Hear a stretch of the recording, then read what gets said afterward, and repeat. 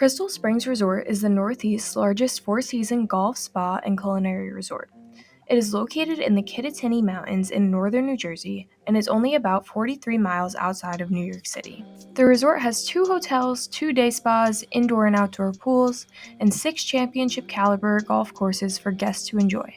Crystal Springs prioritizes sustainability and is home to the largest resort-based solar farm in the Northeast, as well as sustainability-themed group activities, restaurants sourcing local foods, a chef's garden, and waste reduction kitchen programs.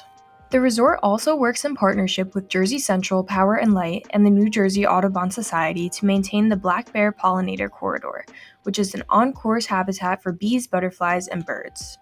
As part of the New Jersey Audubon Corporate Stewardship Council, Crystal Springs puts many efforts towards sustainability and the implementation of native plants to support the environment on their properties. We took a tour of the property to demonstrate the possibilities of a sustainable and eco-friendly golf course to help change the standard practices used in courses around the world. We first met Craig and Nicole, who both work every day to maintain and improve the sustainability practices at Crystal Springs. Hi, my name is Craig Wirtz. I am the golf course superintendent at Crystal Springs. I am also the grounds director of the Crystal Springs Resort, and I've been working at the resort for 30 years, and this is my passion. Hi, my name is Nicole. I'm in charge of landscape maintenance at Crystal Springs. I help take care of the grounds, pruning, maintaining. I do all the pots, interior plants, biosphere, and the chef's garden. We then began our tour of the grounds, starting by learning about the many native plants that are present on the course itself, as well as the maintenance required to keep the grounds looking pristine. This course is noted for its rugged terrain, the native areas kind of sprinkled on each side of the fairways. We have some native species here, kind of just off the teeing ground. And then we have, as Craig refers to them, the eyebrows up along the right-hand side of the fairway where we mow some of the grass, but we leave some of the higher tops of the mounds native with the fescues that dominate that area. Yeah, it's like Art mentioned, it's, this is just one hole, but very terrainy, very hilly, you know. Takes quite a bit to maintain it, to mow it. You just can't send any person out to mow the rough areas, you know. But no, overall, good, you know. And these areas in front of the tees, around the tees, I wouldn't say every hole has that type of look, but quite a bit has that look, and especially the eyebrows. Twofold. We love the look of it if it's nice and clean, just with nice tall fescue on it, but also as maintenance-wise, the mowers go up there and they almost scalp the eyebrows because they're so steep. So we try not to do that, and then you just create more weeds and soil and, you know, that type of thing. So. And I think leaving, you know, these patches, the more natural areas, unmowed for a longer period of time, that creates habitat for the pollinators. It allows the species to flower, and it creates, you know, still having these little islands of biodiversity, even within the golf course. Right, so right. It's great, and it has an excellent natural look to it. And it looks pretty challenging from a golf perspective. How many visitors would you say come to Crystal Springs in a year for golf and then in general? It's in the hundreds of thousands. I don't know if it's a million, but between the hotel guests, wedding guests, golfers, diners, shoppers, you know, with 6 golf courses, 2 hotels, 9 restaurants, 2 spas, the Ledbetter Golf Academy. I mean, it tracks, it's probably close to 1 million visitors over the course of the year. And that, you know, the visitors don't touch all the areas that we have to offer, but this is probably the largest hub that we have here at Grand Cascades. As we continued to move around the property, we were introduced to a number of the native plants that are grown here at Crystal Springs and how they are maintained throughout the year. The Joe Pyeweed, as you all kind of know, it's very aggressive, and it really will, you know, take over areas before you know it. So one of the things we've kind of worked on the last few years is trying to control it and maintain it a little bit. Keep it in the clusters and not so much widespread. So as you can kind of see back up in there, it's more clustered. But this, like I said, this was the original area that we kind of redid. We put some more coral forest or grasses in the back, the little blue stem, the asters we added back in here. This area just really got overtaken by the grasses and the Joe Pye weeds and things to that nature. Moving on, we were introduced to other methods of pruning and upkeep that workers use to keep the native and pollinator plants controlled. One of the things that we've done with the Russian sage is that, in talking to Bruce about this a little bit, is that there's different ways to kind of prune it, and I've been finding it. We prune it right down to the ground. It seems like it flushes back up to be a little bit healthier and just a nicer looking plant come summertime, early fall. If we don't prune it down so much, maybe we prune it down halfway, it seems like it topples over quite a bit. So it's one of the things we've been experimenting over the last couple of years. Shave it down to the ground, let it flush back up. In the fall, is that when you're cutting it down? Yeah, usually wintertime, over the wintertime. We like to leave it because it has that nice, once it drops its leaves, it has that nice silvery bark to it. So it has a nice little winter color, let's call it, It takes a long time to keep everything under control during the winter time. Yeah, a lot of maintenance, a lot of maintenance. And this has a whole different look, right, Art? Come winter time, once we come through here, and it opens up all the waterways, and it's the views are spectacular. So a lot of the covert root, the white flower now, that's another spectacular native that has done well. And again, trying to keep it under control to a certain degree. We then began our tour of the wedding gardens, where Crystal Springs staff works harder to use more attractive plants, regardless of their levels of aggressiveness, in order to beautify the grounds to make the area special. So this is our wedding garden of the resort, or at least the Crystal Springs Wild Turkey. This is an area that we had worked with Bruce probably 10 years ago now. We kind of redesigned this area. Again, got kind of invasive with a lot of the grasses. We kind of came in and Bruce liked the cup flower. I'm not too keen on the cup flower, to be honest with you. It looks great, but it's kind of a maintenance thing, because once the flowers they start to kind of fall over, drop over.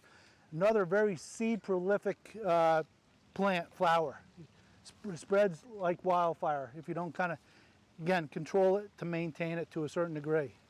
It looks beautiful, but. Venturing to the understory of the trees, we learned about mulching at Crystal Springs, as well as how mushrooms are cultivated in this area to make the most use possible of the land. Every year we replenish new mulch. As it decays down, really not much. We buy locally. It's manufactured, locally, and we bring it in and buy the truckloads and spread it out, so. Help with keeping weeds down? Yeah, yes. Yeah, I mean, this year, with all the rain, I don't know, anything would help, but overall, yes, it does help with the mulch, keeping the weeds down, for sure. Conserve moisture. Yep. Yeah, one of the things that Art and I have been talking about the last couple of years, I think the quality of mulch that we have been purchasing is held up well from breaking down so quickly. I've seen a lot of mulches, you put it down in 3 months' time, it's almost topsoil, it breaks down quick. Our mulch here seems to kind of withstand the year, and that, which helps us come springtime. We don't have to apply as much. We can just kind of go a thin coat, so yeah. I inoculated these in late February. Nice. So they take up to 6 months to even 2 years to really start a flush. So it's the first time I'm seeing it flush, which I'm kind of excited, which means it's working. Yeah. Awesome. I'm excited. And when we have to limb up trees, we'll take what we need for the mushrooms and use them in the winter and inoculate. Moving on, we talked to Craig about how they begin their seasons at the resort and how mulching assists staff with planting later on. Yes, when the plants were initially planted, yes, we did get them started. Each year we go in and cap and readjust and eliminate the bed areas because there's no need for it. You know, Yeah. Mother Nature does this job. It does its job. And with the mulch, Yeah, conserving yeah, the yeah, moisture yeah, and yeah. everything being You know, you had established. mentioned mulch before. We got talking. I got thinking about Yeah. the pH and kind of adjusting some of the plant material from the mulch with the acidification, you know, areas. So yes, it's another reason that we do mulch and do some heavier mulch in certain areas. You know, And everything looks super healthy. And yeah, it's this year's lush and yeah. this year's it's a great year. Mother Nature's done its job. You know. We then learned about the importance of having plants that flower and color at different times of the year. Having plants color at different times of the year, right? So every season there is color. And it's great that it's all kind of provided by these indigenous species to the Northeast. Yeah.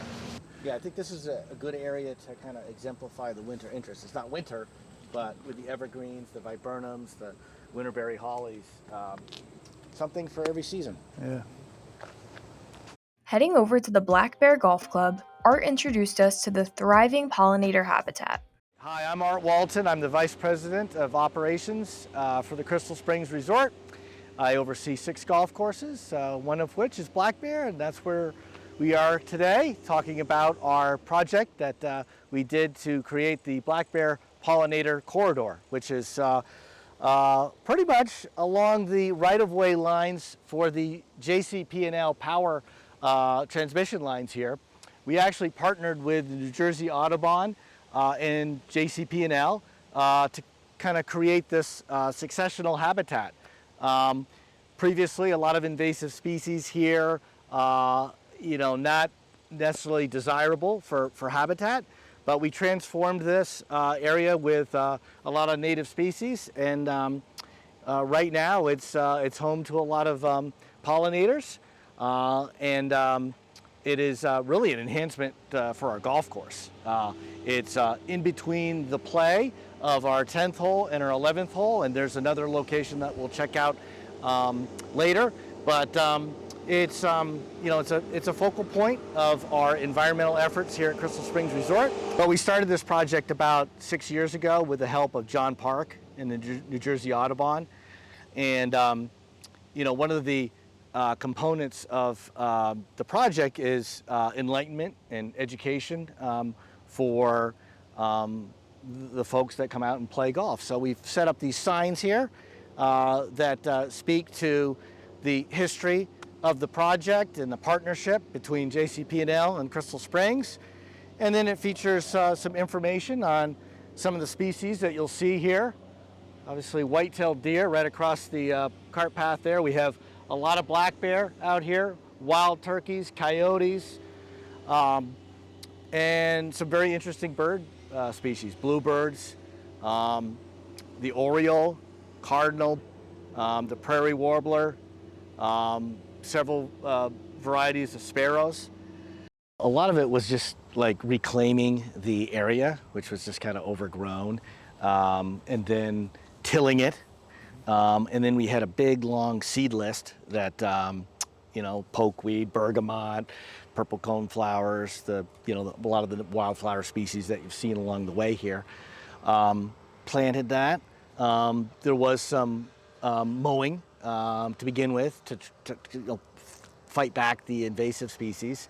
And then it was kind of like letting nature take its course. We're looking to actually expand this corridor and possibly go to the north. So we'll get with John Park and the New Jersey Audubon. I'm sure JCP&L is going to be open to doing some further work here. You know, this is important habitat. A lot of times these areas will become overgrown, and then the species that are in these areas don't find it so hospitable anymore. But because this is kind of semi-maintained habitat, it's perfect for a lot of the species that survive and thrive here. Our tour of Crystal Springs Resort demonstrated that it is possible to create sustainable environments within golf courses. They demonstrated practices to conserve water and soil health, as well as the ability to create pollinator and wildlife habitats while still maintaining the aesthetics that are associated with world-class golf opportunities. Crystal Springs serves as a model of a number of practices that can be used within any golf course in New Jersey, starting by incorporating plants that are native to the area. We would like to thank the staff at Crystal Springs for having us, as well as for all that they do for the environment.